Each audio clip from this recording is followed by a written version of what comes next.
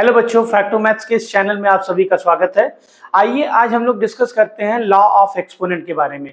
इनके 6 लॉ को हम लोग कायदे से समझते हैं विद एग्जांपल लेते हुए। आइए पहले लॉ की तरफ बढ़ते हैं। जो पहला लॉ हमारा क्या कहता है कि फर्स्ट लॉ, अगर बेस सेम हो और पावर डिफरेंट हो तो पावर को हम लोग ऐड कर देते हैं। जैसे a पावर m है तो हम लोग लिख देंगे a के पावर m प्लस n। ये हमारा पहला लॉ कहता है। जैसे एग्जांपल के रूप में हमने लिया 2 के पावर 3 मल्टीप्लाई 2 के पावर 5। अब इसको सॉल्व करना है तो हम लिख सकते हैं 2 के power 3 plus 5 is equal to 2 के पावर 8। या हम लेते हैं 9 के पावर 2 मल्टीप्लाई 9 के पावर 7 मल्टीप्लाई 9 के पावर 8। तो हम क्या कर सकते हैं, बेस सेम है तो पावर को हम लोग ऐड कर सकते हैं। 2 प्लस 7 प्लस 8 क्या हो जाएगा 9 की पावर 8 7 15 टू 70। तो ये हो गया हमारा लॉ नंबर 1। आइए दूसरे तरफ चलते हैं, दूसरे लॉ की तरफ।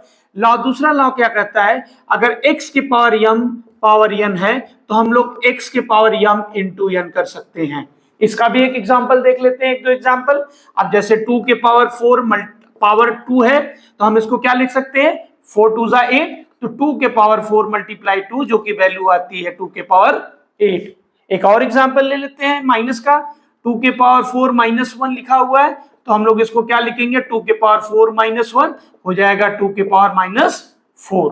तो ये हो गया हमारा लॉ नंबर 2। अब देखते हैं लॉ नंबर 3 के बारे में। लॉ नंबर 3 क्या कहता है, अगर किसी भी बेस के पावर निगेटिव हो तो उसको अगर हमें पॉजिटिव करना है तो हमें उसे रेसिप्रोकल में लिखना होता है। जैसे a के पावर माइनस m है तो हम लोग इसको लिख सकते हैं a के पावर m। फॉर एग्जाम्पल 2 के power minus m is equal to 1/2 के पावर m।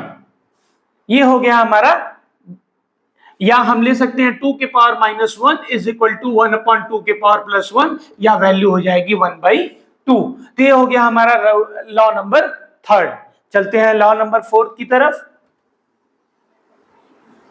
लॉ नंबर 4 क्या कहता है, अब यहां पे क्या है, अगर बेस डिफरेंट हो पावर सेम हो तब हम इनको ले सकते हैं।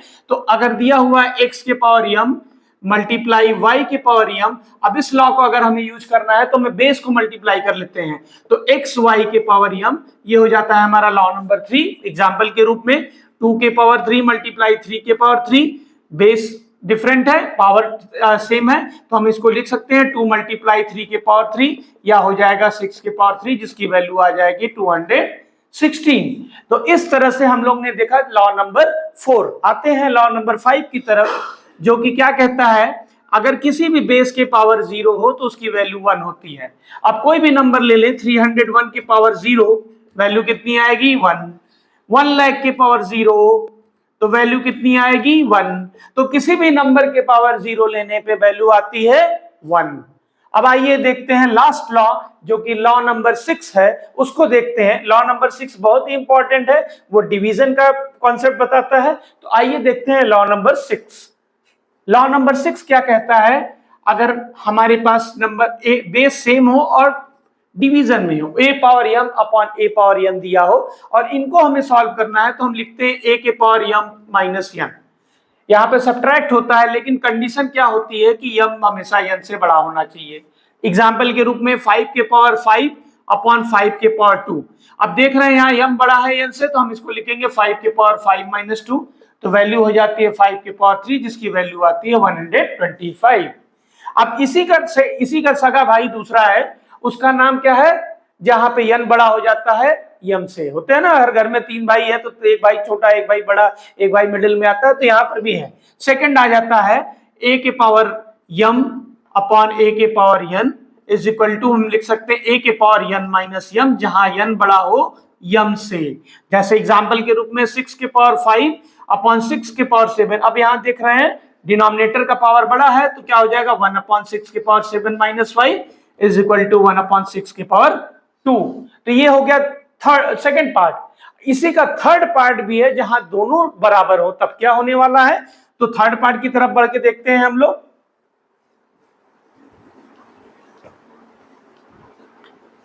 a के पावर m अपॉन a के power n is equal to a के power m minus m a power is equal to a power 0, value हो जाती है 1 जब m बराबर n हो तब। जैसे 5 के पावर 5 अपॉन 5 के पावर 5 दिया है तो 5 के पावर 5 माइनस 5 लिख देंगे, जिसकी वैल्यू हो जाएगी 1, क्योंकि हम जानते हैं किसी भी पावर बेस के पावर 0 वैल्यू 1 होती है।